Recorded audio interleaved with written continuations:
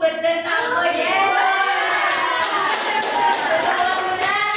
Agar kita lebih enak untuk kedepannya, kalau tak kenal maka tak sayang. Jadi kita kenalan dulu ya ibu-ibu. Jadi kami di sini dari Puskesmas Darussalam yang akan memberikan edukasi atau penyuluhan kepada ibu-ibu nih tentang menopause. Nah, sebelumnya ibu-ibu tahu nggak apa itu menopause? Nah, ini agar ibu-ibu tahu, menambah wawasan materi. Nah, nanti akan disampaikan oleh pemateri kita. Nah, yang pertama akan disampaikan oleh pemateri. Pada pemateri pertama kita, kami persilahkan. Silakan ibu. Oke, assalamualaikum warahmatullahi wabarakatuh, ibu-ibu. Waalaikumsalam warahmatullahi wabarakatuh. Jadi sebelumnya kan udah dibilang sama MC-nya, tak kenal maka tak sayang maka tak cinta. Oke, kita kenalan dulu ya. Perkenalkan, nama saya Cut Sally Terskawinarti. Saya perawat yang berasal dari Puskesmas Darussalam. Nah, untuk materi hari ini kita akan belajar mengenai klimakterium ataupun menopause. Sebelumnya ada yang pernah dengar ibu-ibu? Ya. Apa itu? Nah, karena ibu-ibu yang udah cantik-cantik ini belum tahu, kita jelasin dulu nih, apa sih klimakterium ataupun menopause itu? Nah, jadi klimakterium itu adalah proses berubahnya kesuburan ibu-ibu nih. Jadi kan kalau muda ibu-ibu ini masih subur, masih halangan, habis itu fisiknya kuat, ya kan? Ya. Nah, jadi kalau udah mengalami masa menopause ini, ibu-ibu nanti udah lemas, udah gak kuat lagi. Kemudian ibu yang namanya menstruasi, halangan, tahu kan? Tahu lah, pasti semua ada kan? Oke. Nanti kalau misalkan udah di fase ini, ibu-ibu itu gak akan mengalami yang namanya haid lagi, gak halangan lagi. Jadi bisa kita bilang klimakterium ini adalah proses berubahnya kesuburan yang dimana tadi ibu-ibu subur, jadi nggak subur lagi gitu. Jadi kalau misalkan udah klimakterium, bisa punya anak nggak sih bu? Bisa punya anak nggak sih dek? Nggak bisa lagi, nggak bisa punya anak. Nah, ternyata kalau misalkan ibu-ibu yang cantik-cantik ini udah mengalami klimakterium ataupun menopause lah kita bilangnya, itu ibu akan mengalami beberapa gejala nih. Gejala yang pertama itu headnya nggak teratur ataupun bisa kita bilang bahkan nggak ada head lagi. Ada ibu-ibu sini yang udah berhenti head? Ada. Coba dulu tunjuk tangannya udah berhenti. Oh, berarti udah tua nampaknya ya. Jadi gejala yang kedua itu maaf cakap ya, punya ibu-ibu tuh jadi kering. Apa produksi lendirnya itu berkurang karena kan kita udah tua nih, jadi produksi lendirnya itu berkurang, nggak bisa memproduksi untuk banyak lagi untuk melembabkan area itu. Yang ketiga itu ibu-ibu kadang merasa cemas, apa-apa ibu-ibu takutin, apa-apa ibu-ibu kayak ya Allah kayak mana lah ini, aku belum umroh, ya Allah kayak mana aku belum haji, merasa cemas kayak gitu. Kemudian yang keempat ibu-ibu merasa emosi, naik darah. Ada yang sering naik darah? Ada. Pasti semua nampak kamu kan naik darah. Yang kelima ibu-ibu merasa depresi, mungkin depresi karena keliling utang ada?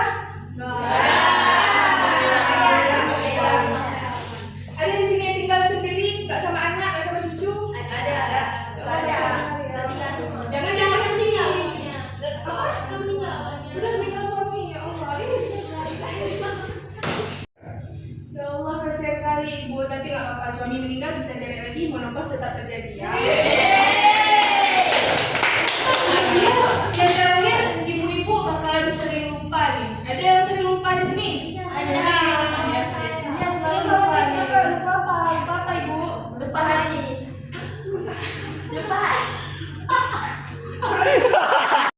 Baik ibu-ibu semua, sebelumnya ada yang sering kelupaan nggak nih? Ada. Iya. Ini ada yang sering kelupaan ya? Iya sering enggak. 3 orang. Oke, ini ibu ini kenapa sering lupa? Hari. Hari itu kan. Habis itu kalau saya akibat kita yang ingetin. Ya Allah, lucu deh. Makasih ya. Selalu lupa dia, selalu saya. Boleh tanya umur ibunya berapa? Berapa ya? 60. Ya Allah, tapi masih segar badannya ya walaupun 60 ya. Sering lari ya. Mantap. Iya. Jadi sebenarnya gejala ini emang udah sering gitu ya dialami sama ibu-ibu yang misalkan umurnya tuh 45 tahun ke atas. Jadi kalau misalkan ada anak ibu misalnya ini paling tua berapa dulu? Ada yang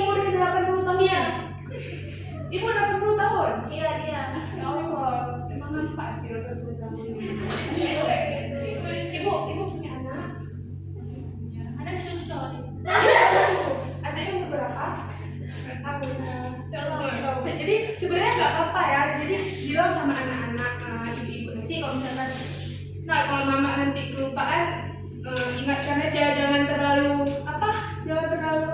Mamaku lupa itu memang udah terbiasa terjadi di usia 45 tahun ke atas. Nah, untuk materi kita yang sangat singkat ini, ada yang bertanya nggak? Ada yang mau bertanya? Bertanya? Nggak ada. Nggak ada ya. Oke. Kalau nggak ada yang mau bertanya, dilanjutkan sama pemateri kedua ya. Saya ini dulu ya. Ya. Nah, Ya, tiba nih ibu-ibu. Gimana materinya?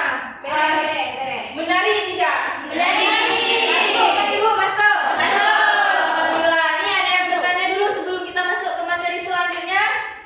Nggak ada ya, kami mumpung ya? Nah, jadi kita masuk terus ke pemateri kedua ya. Pada ibu pemateri kedua kami persilahkan. Silakan ibu.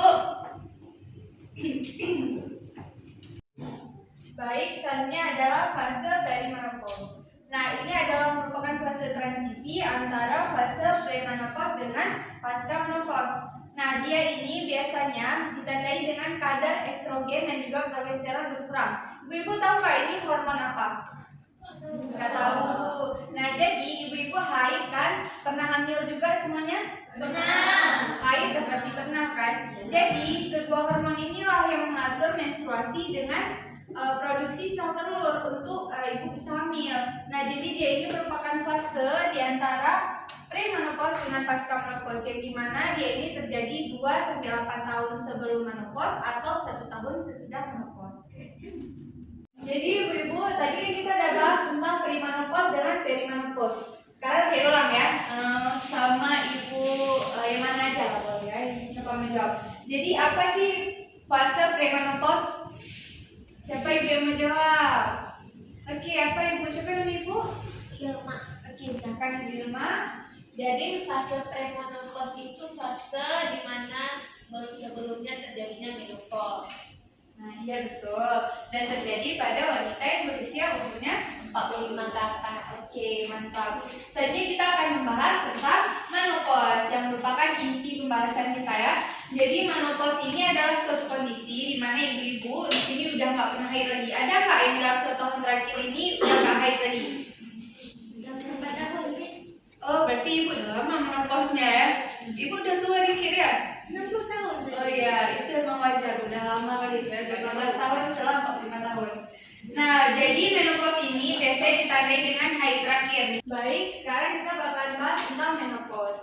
Nah, jadi misalnya ibu-ibu udah nggak haid dalam 1 tahun terakhir, itu berarti ibu sudah masuk ke dalam fase menopause.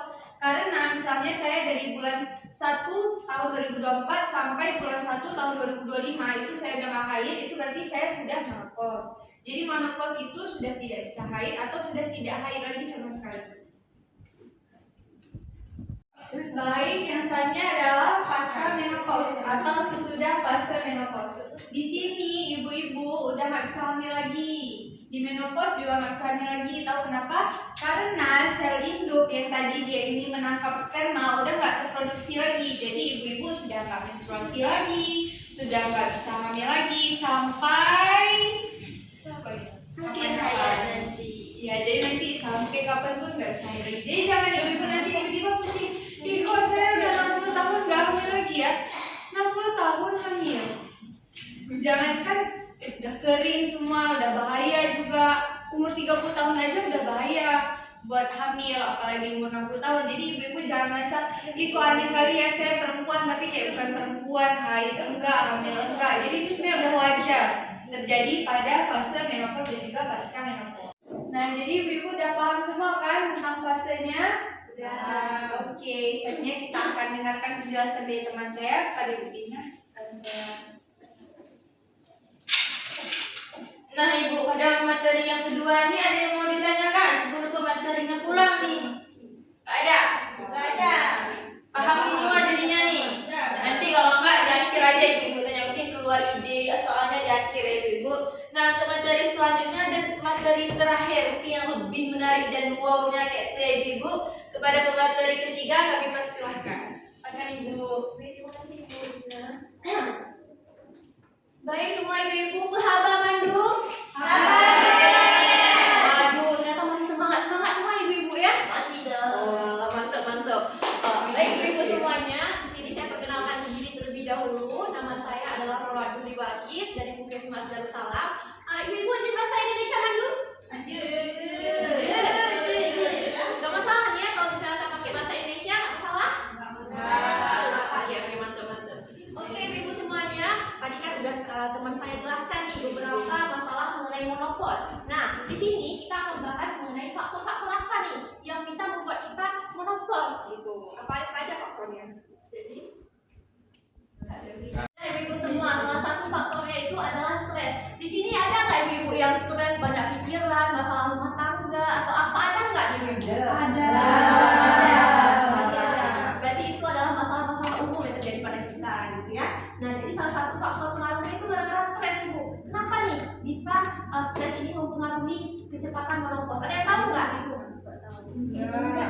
Oke, jadi bisa saya jelaskan ibu ya. Karena kalau misalnya kita nanti berpikiran yang berlebihan, kita stres, banyak pikiran, banyak beban, otomatis nanti hormon-hormon yang ada di dalam tubuh kita ini terganggu ibu-ibu. Terus siklus menstruasi kita jadi lebih lambat, kehamilan juga lebih sulit. Itu gara-gara efek dari pemikiran yang berlebihan ataupun stres. Nah, selanjutnya adalah akibat dari genetik. Jadi kalau akibat dari genetik itu seperti ini ibu. Misalnya saya punya anak itu turunan, gara-gara keturunan gitu. Nah, jadi ternyata genetik saya ini lebih cepat menopause-nya. Bisa usia 45 udah menopause. Ada nggak di sini usia 45 tapi udah merasa nggak haid lagi ataupun nggak menstruasi lagi? Ada. Siapa nih? Coba angkat tangan. Oh, oke. Itu nggak apa-apa sebenarnya itu, gara-gara itu hanya salah satu faktor dari genetik ataupun keturunan kita. Gitu. Karena kan genetik kita kan berbeda-beda, ada yang lebih cepat menopause dan juga ada yang lebih lama terjadi menopause. Nah, selanjutnya adalah status gizi. Jadi ibu-ibu semuanya kita harus ngecek nih ataupun kita harus menjaga pola makan kita biar nanti gizi kita ini bertambah. Ada yang tahu nggak makanan yang bagus untuk diri kita sendiri? Makanan yang bergizi yang bagus. Ada yang tahu nggak apa? Ya benar. Apa tadi? 4 sehat dan sempurna. Ya mantap. Terus apa lagi ada yang tahu ibu-ibu semua? Ya benar, susu, buah-buahan, nah, sayur-sayuran dan lain sebagainya. Dan juga di sini kita harus kurangi yang namanya micin. Siapa di sini nggak afdol kalau misalnya nggak masak kayak micin? Iya, saya. Waduh itu. Nggak ada kan? Semua merek ya semua merek. Sebenarnya nggak boleh ibu-ibu kita menggunakan terlalu banyak micin. Karena apa? Kandungan gizinya nggak kita dapatkan. Nggak baik untuk tubuh kita. Gitu. Jadi kurangi aja ya pakai micin. Lebih baik kita pakai garam, tapi jangan banyak-banyak. Nanti udah hipertensi ibu, tekanan darah ibu bisa naik. Gitu. Terus selanjutnya itu adalah faktor usia. Jadi faktor usia ini ibu, misalnya nanti usia ibu 35 ataupun 40 ke atas, ibu merasa kayak kok nggak halangan lagi sih, kok nggak menstruasi lagi sih. Seperti yang teman saya jelaskan tadi di fase-fase ini, ketika usia kita udah 35 ke atas ataupun 40 ke atas, di situ nanti masa menstruasi kita tuh perlahan-lahan hilang gitu. Dan juga kita nggak bisa hamil lagi gitu kalau misalnya fase menstruasi kita tidak terjadi lagi. Nah, itu adalah salah satu faktor dari usia. Terus selanjutnya itu ada faktor usia ini terbagi dua. Yang pertama itu faktor dari kehamilan, usia kehamilan sama usia hari pertama. Nah, jadi kita bahas yang faktor kehamilan dulu. Misalnya nih ibu, menurut ibu-ibu kalau misalnya cepat hamil, cepat menopause nggak? Tahu mami? Oke. Jadi ibu-ibu semuanya ternyata kalau misalnya kita ini cepat melakukan kehamilan ataupun cepat terjadinya kehamilan, maka cepat pula kita terjadi yang namanya menopause gitu. Kalau misalnya lebih lambat, maka lebih lama terjadi menopause. Terus satu lagi itu efek dari menstruasi. Kalau misalnya kita menstruasinya lebih cepat, maka menopause itu sedikit lebih lambat. Tetapi kalau misalnya lebih lambat menstruasi, lebih cepat terjadi yang namanya menopause. Oke? Selanjutnya kita masuk ke kontrasepsi. Di sini ibu-ibu ada yang pakai pil KB nggak atau suntik KB? Ada. Nah, ini salah satu nih penyebab bisa terjadinya menopause ibu-ibu. Karena kan kita tahu tuh pil KB itu apa? Suntik KB itu apa? Benar-benar. Kita untuk mencegah terjadinya kehamilan dan lain sebagainya gitu kan, pasti nanti akan mempengaruhi nih hormon-hormon di tubuh kita, sehingga ini nggak bisa memicu yang namanya menopause dini ibu-ibu. 34 atau 35. Tapi kita udah merasa kok nggak ada menstruasi lagi nih. Padahal umur saya masih muda. Ini ada dua penyebab nih, bisa ada genetik, bisa juga gara-gara menggunakan kontrasepsi kayak PKB, suntik KB, dan lain sebagainya. Nah, selanjutnya itu adalah penyakit diabetes. Nah, siapa di sini ibu-ibu yang terkena penyakit diabetes? Alhamdulillah, kalau bisa tidak terkena penyakit diabetes. Karena diabetes ini ibu-ibu semuanya ini sangat berbahaya bu. Tidak hanya mengenai kayak jantung aja, dia ini bisa menyebar kemana-pun, bisa ke ginjal, ke lain sebagainya. Dan juga bisa terkena nih masalah ke bagian menopause gitu. Jadi ibu-ibu semua kurangi makan gula ataupun minum-minuman yang terlalu manis ibu, biar nanti tidak terjadi diabetes. Dan juga sebenarnya ibu tidak hanya dari minuman nih, dari makan nasi aja, nasi karbohidrat yang kita makan, kalau misalnya ibu makan yang berlebihan itu bisa menyebabkan yang namanya diabetes dan lain sebagainya. Itu faktor-faktornya. Oke, selanjutnya kita masuk ke materi yang kedua. Selanjutnya itu ada yang namanya komplikasi. Komplikasi itu adalah apa yang kita rasakan ketika kita sudah mengenai ataupun udah terkena menopause. Yang pertama adalah osteoporosis. Osteoporosis itu ibu sakit-sakit keiang, sakit pinggang, sama. Sakit keiang, sakit pinggang, sakit bahu. Siapa di sini sakit keiang? Siapa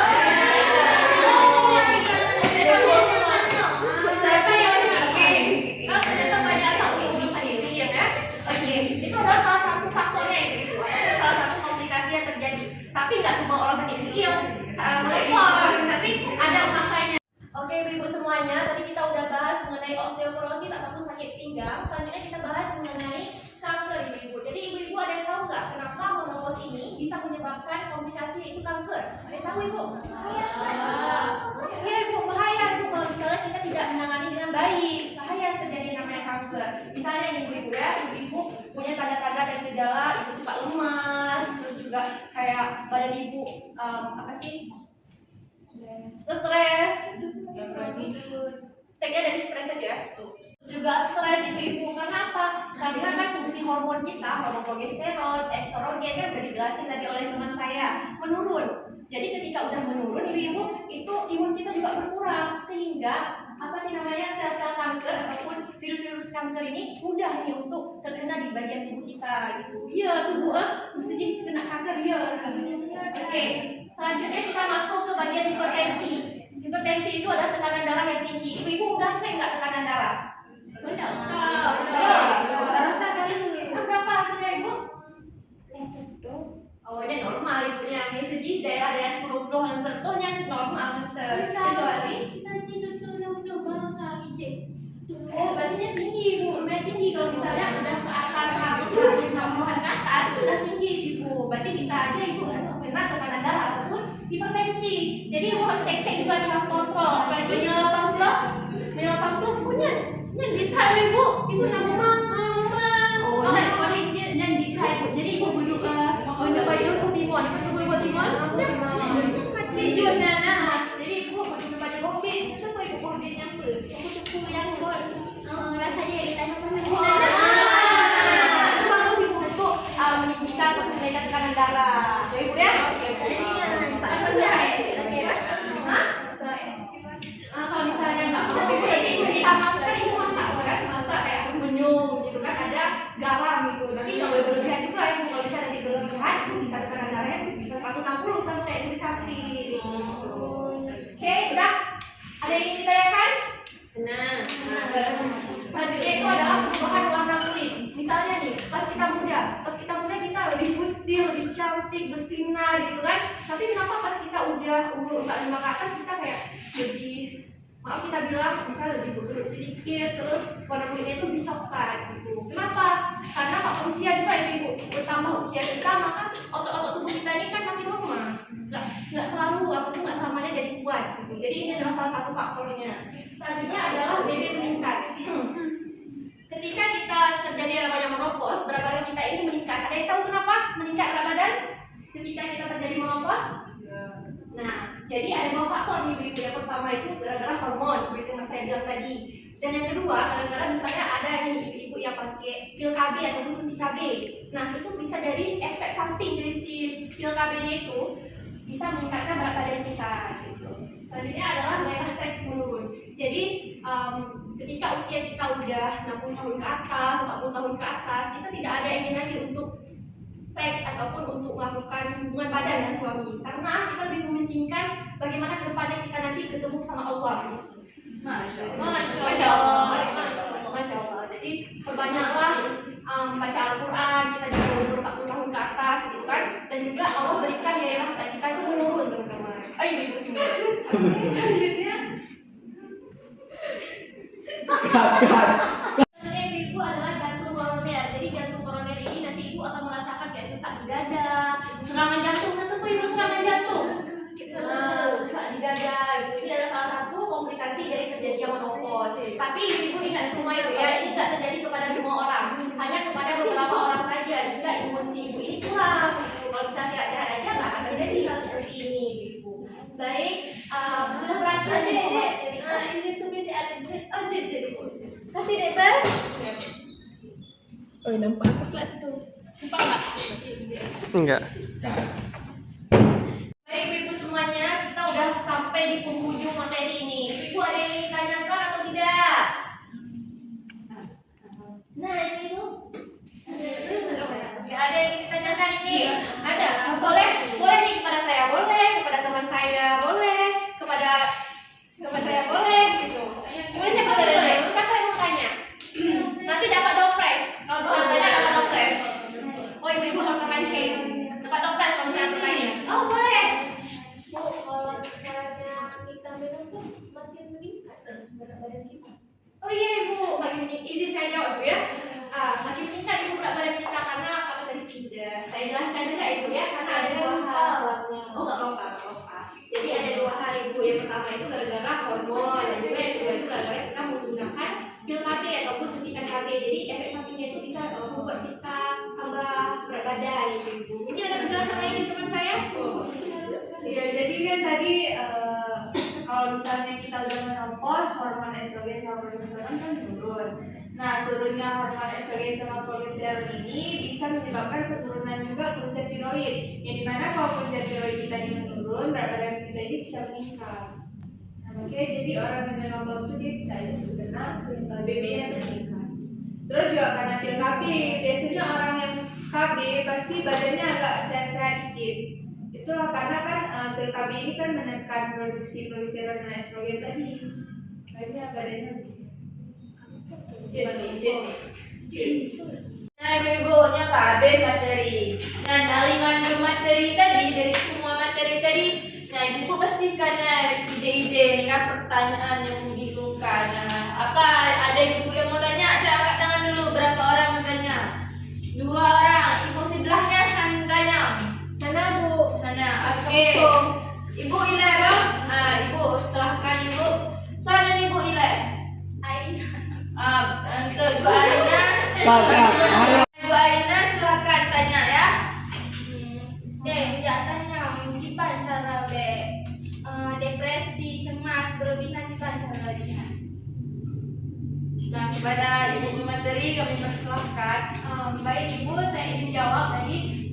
Biar nggak depresi, biar nggak stres juga, ibu mungkin bisa healing, main-main sama anak, sama suami. Jadi ibu nggak terus berpatok di rumah. Jadi kita nggak usah selalu di rumah, bersih di rumah itu nggak usah selalu. Jadi kita terlihat healing sih, main-main, jalan-jalan gitu kan, biar kita nggak depresi lagi. Terus kalau misalnya ibu ada apa sih namanya kebiasaan untuk memendam sesuatu misalnya, boleh ibu kita pendam-pendam. Kita bisa cerita ke bestie kita, bisa kayak saya sama Sakira bestie, kami cerita kalau misalnya saya ada masalah, kami cerita.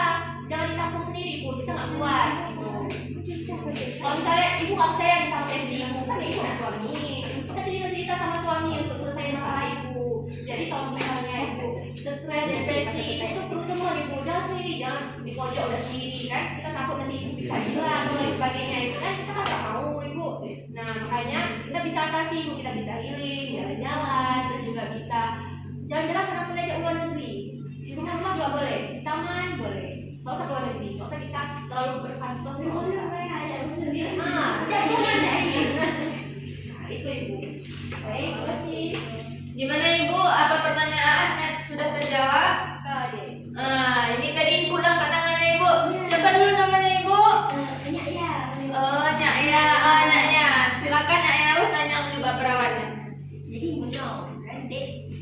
anak ibu don, dia baru 25 tahun menankan tangan ada halangan. Sama aku ini gara-gara stres menana. Ini gimana Pak? Jadi kan ibu, jadi umur 25 tahun, terus menopause dini. Jadi itu ada beberapa faktor. Yang pertama kayak contohnya genetik. Misalnya mamanya dia pas dulu muda-muda menopause-nya juga cepat, jadi anaknya juga bisa kena menopause. Terus stres tadi, kalau misalnya kita stres, kepikiran, jadi hormon kita tuh terganggu, mungkin kita nggak bisa haid, jadilah menopause dini. Terus juga bisa karena penyakit autoimun. Orang yang biasanya kayak terganggu autoimunnya, dia itu bakal lebih mudah menopause. Seperti contohnya orang yang kena penyakit lupus atau penyakit autoimun lain, dia tuh bakal cepat menopause-nya. Nah, ibu. Nah, gimana ibu? Udah terjawab? Nah, apa tuh? Oh, Jadi, bagus, Ibu. Karena tinggal.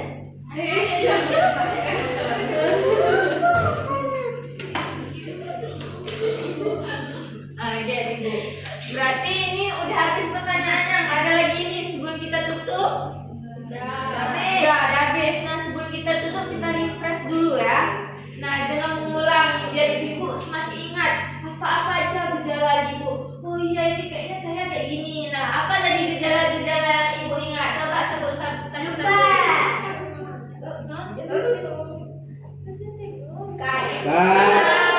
Kita refresh kembali ya ibu-ibu. Tadi apa-apa aja gejalanya ibu-ibu? Oh, tadi lupa.